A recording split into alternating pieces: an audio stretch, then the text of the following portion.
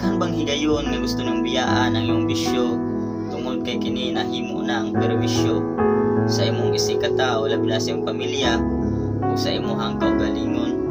Apan bisan unsa lang ang imong buhaton aron imo kini mabiyaan, apan dili gyapon nimo biya diha kanimo. Sultian ta ka igsuon nga adunay usal niini ka solusyon.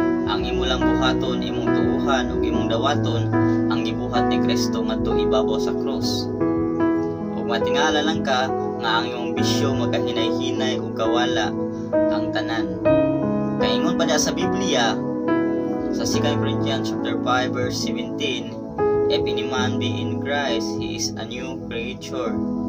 And all things are passed away, behold, all things are become new. Ako magaingon kanimo, ang madiskarteng Kristohanon adunay maayong maon. God bless, igsoon.